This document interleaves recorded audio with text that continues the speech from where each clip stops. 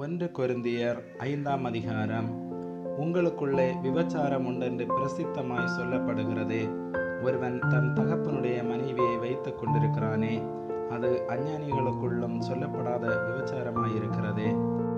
இப்படிப்பட்ட காரியம் செய்தவனை நீங்கள் உங்களை விட்டு நீக்காமலும் துக்கப்படாமலும் இருமாப்படைந்திருக்கிறீர்கள்.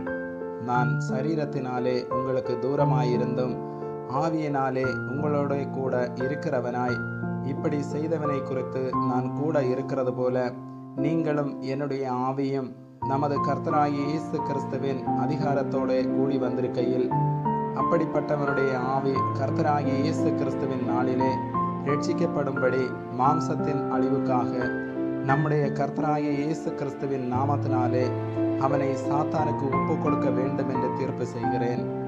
நீங்கள் மேன்மை பாராட்டுகிறது நல்லதல்ல. கொஞ்சம் புளித்தமா பிசைந்தமா முழுவதையும் புளிப்பாக்கும் என்று அறியீர்களா?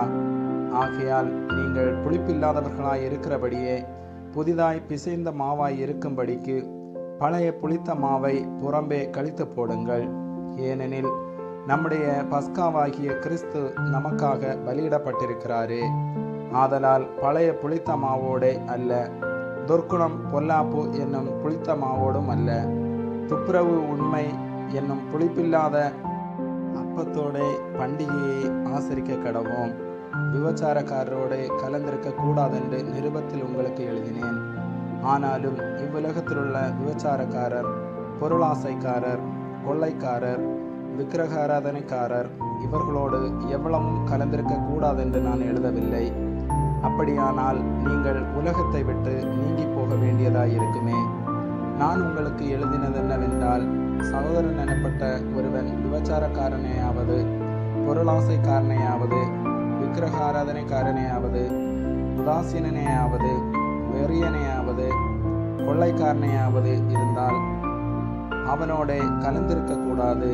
அப்படிப்பட்டவனுடனே கூட புசிக்கவும் கூடாது. புறம்பே இருக்கிறவர்களை குறித்து தீர்ப்பு செய்கிறது என் காரியமா? உள்ளே இருக்கிறவர்களை குறித்தல்லவோ நீங்கள் தீர்ப்பு செய்கிறீர்கள். புறம்பே இருக்கிறவர்களை குறித்து தேவனே தீர்ப்பு செய்வார். ஆகையால் அந்த பொல்லாதவனை உங்களை விட்டு தள்ளி போடுங்கள். ஆமென்.